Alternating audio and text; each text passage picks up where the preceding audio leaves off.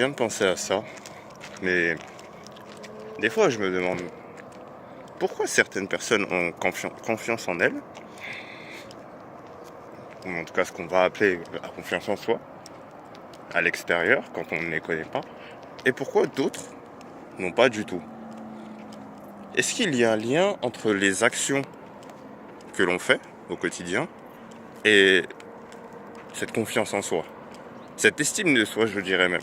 Parce que la confiance en toi va être liée à ta compétence par rapport au domaine. Faisons une expérience de pensée. Imaginons que toi, tu es un pro de karting. Tu es super fort en karting, blablabla, tu as beaucoup pratiqué. Tu vas être confiant quand tu vas y aller pour faire du karting. Cependant, quand tu vas passer, tu vas faire un cours de cuisine, qui n'a rien à voir du coup, et que tu sais que tu n'es pas bon en cuisine, tu t'es pas beaucoup entraîné, bah là, ta confiance en toi, elle va être beaucoup plus faible. Pourtant, tu es la même personne dans les deux cas. Par contre, l'estime de toi, selon moi, elle va être plus généraliste.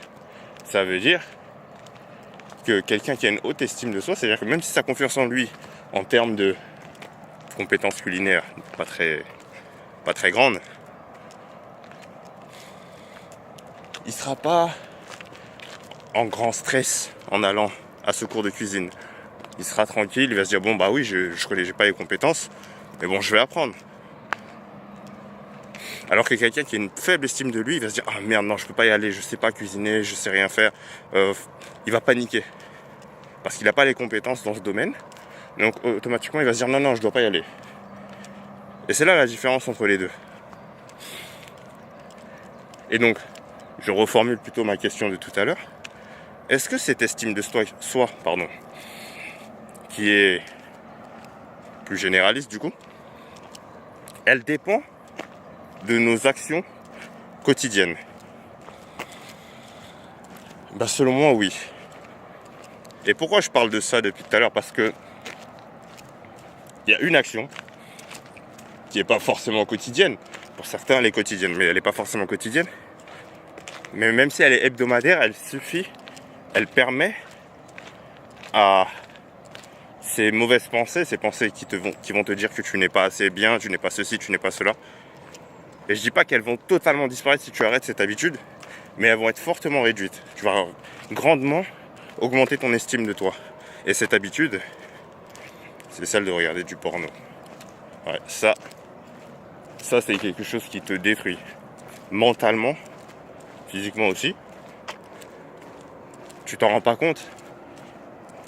Mais le fait qu'ils aient laissé ça en libre accès, on est d'accord, jusque-là, on va essayer de raisonner. Je crois que j'avais expliqué dans une autre vidéo que dans la hiérarchie dopaminergique, l'une des choses, la chose même qui nous donne le plus de dopamine naturellement, la dopamine, hormone de la motivation, qui est souvent associée au plaisir, cette dopamine, on en a le plus quand on fait quelque chose qui est sexuel, parce que c'est lié à la reproduction et que c'est un de nos buts principaux en tant qu'espèce en fait, de se reproduire. Okay, donc le cerveau, ou plutôt le corps, a fait en sorte que la récompense soit en adéquation avec l'acte.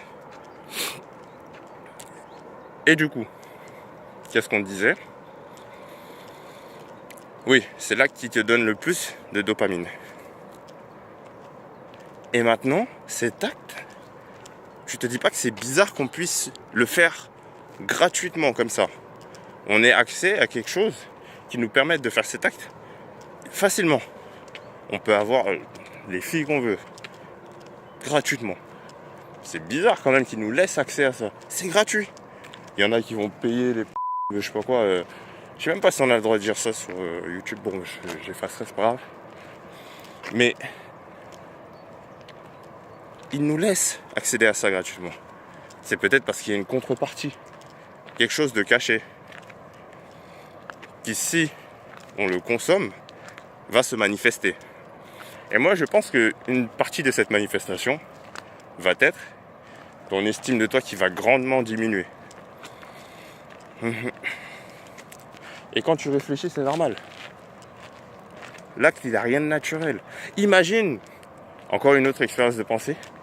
Tu voyais, t'as un chien. Imagine déjà que t'as un chien, si t'as pas de chien. Si t'as un chien, bah, regarde ton chien.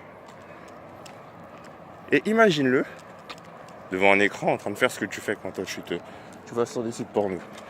Imagine-le faire ça. Tu vas pas te dire que il te fait pitié un peu? Ouais. Tu vas te dire qu'il te fait un peu pitié.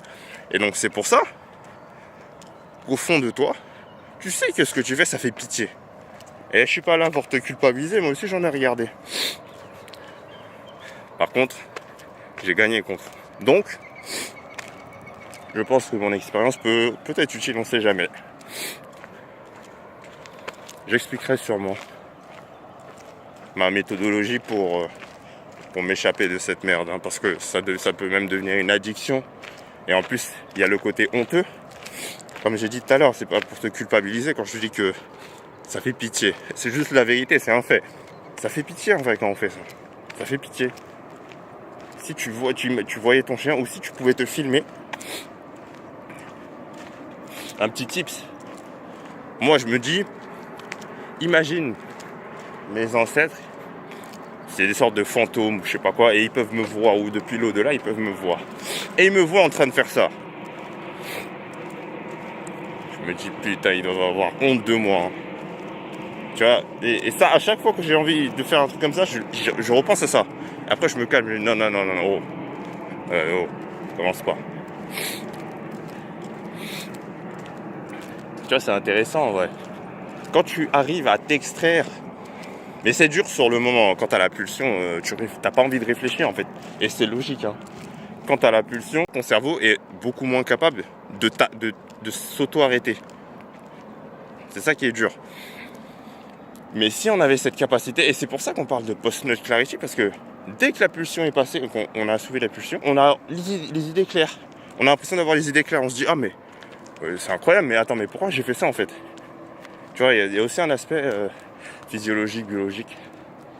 Faudra que j'apprenne à définir ces termes-là, parce que j'utilise un peu beaucoup pour rien. Mais ouais, voilà, c'est ça. Cette habitude-là, pour moi, même pas pour moi, c'est sûr, c'est pour tout le monde, c'est comme ça.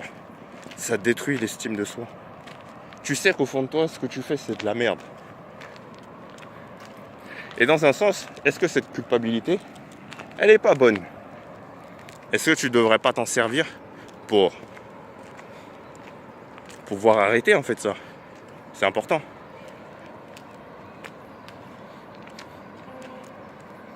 Donc ouais, si tu veux augmenter ton estime de toi, et ça de manière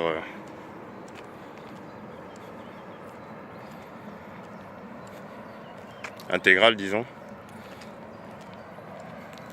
va falloir que tu arrêtes ces conneries. Mais ça, je te l'expliquerai dans une autre vidéo. Peace.